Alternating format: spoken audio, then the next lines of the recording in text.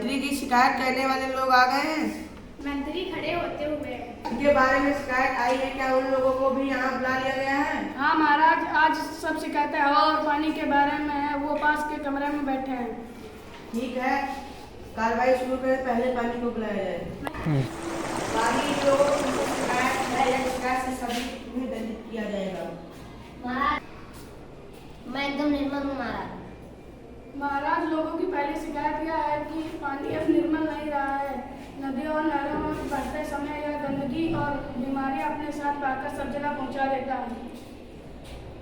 महाराज, ये लोग पहले की तरह पानी की रखवाली नहीं करते हैं। पशुओं को जोड़ के भीतर तैरने देते हैं। पशु अपनी गंदगी तालाब में छोड़ देते हैं। गांव की दूसरी गंदगी भी तालाब में फेंक दी जाती है। नदियों में कारखानों की गंदगी व शहर के गंदे नाले का पानी छोड़ा जाता है। महाराज, मैं अपने आप को गंदा नहीं होता। इसका क्या जवाब है? लोग आपस में जाकर बातें करते हैं, फिर उसमें से एक बोलता है, पर कहीं बरसना कहीं नहीं बरसना, या तो इस पानी की मनमानी है।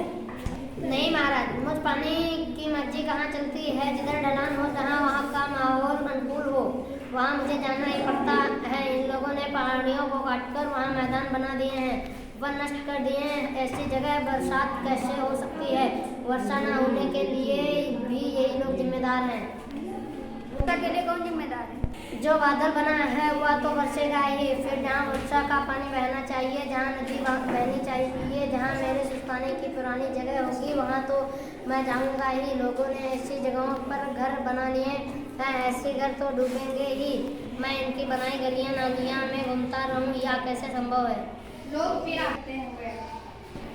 महाराज, हमारा गांव सदियों से ऊंची जगह पर बना हुआ है। हमारे गांव का कोई एक भी घर नीचे नहीं बना हुआ है, लेकिन इस बार हमारे गांव में बाढ़ आई। इस समस्या का समाधान करिए। मैं देखकर चलता हूँ, तभी तो ढलान की तरफ जाता हूँ। कभी ऊंची जगह पर चढ़ने की कोशिश नहीं करता हूँ।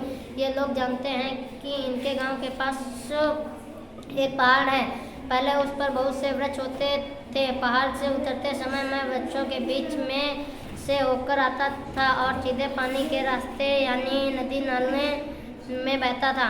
अब लोगों ने पहाड़ से वृक्ष साफ कर दिए हैं। मैं वहां से उतरता नहीं हूं, बल्कि लुढ़कता हुआ नीचे आता हूं। मुझे खुद पता नहीं चलता कि नीचे मैं कहां गिरूंगा। महाराज, कोई और शिकायत? कोई नहीं बोलता। तुम्हारी चुप्पी भी इस बात की गवाह है कि तुमने भी इन कारणों को मान लिया है। तुम्हारा भला इसी में है कि अपनी गलतियां सुधारो और पानी को निर्मल तथा उपयोगी रहने दो। वैसे ही दरबार, इस बार पानी की जगह हवा है। हवा बनी लड़की के कपड़े उड़ रहे हैं। पर्दे के पीछे रखे पंखे की हवा सीधे उस पर पड़ रही है। साय साय की हल्की आवाज। महाराज, हवा के प्रति लोगों की क्या शिकायतें हैं? एक आदमी आगे आता है। महाराज, आजकल हवा में खुशबू नहीं होती है, या हमारे यहाँ बदबू फैलती है। हवा, आज बदबू तो झूठा है। बदबू के कारण तो मेरा जीना भी कठिन हो गया। अपने आप में मेरे पास ना तो खुशबू है ना तो बदबू। आजकल ये लोग मरे हुए पशु पक्षी को यहाँ वहाँ डाल देते हैं, यहाँ वहाँ डाल देते हैं। उनके कारण मैं बदबू वाली हो जाती हूँ, लेकिन इनके कारखानों से निकली गंदगी और गैसें मुझ में घुल जाती हैं और एक यह बदबू दूर तक फैलाती रहती है। मुझे याद है कि एक बार भोपाल के एक कारखाने से निकली जहरीली गैस मुझ पर सवार होकर दूर दूर तक फैल गई थी और कितने ही लोग मौत के मुंह में चले गए थे। इन लोगों से कहिए ये गंदगी के ढेर ना लगाएं, सफाई रखें। दूसरा आदमी, में मिट्टी डाल देती हो, सब कुछ तबाह कर देती हो। क्या हमने तुम्हें इसका न्योता दिया? काम है, आप कहते हैं तो लो, मैंने चलना बंद कर दिया। हवा का चलना बंद हो जाता है। सभी घुटन महसूस करते हैं।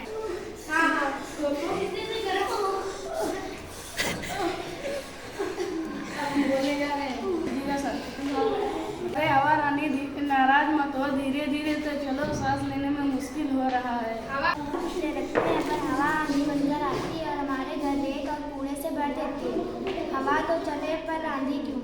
हवा, महाराज, आंधी से इनका मतलब मेरे तेज चलने से है।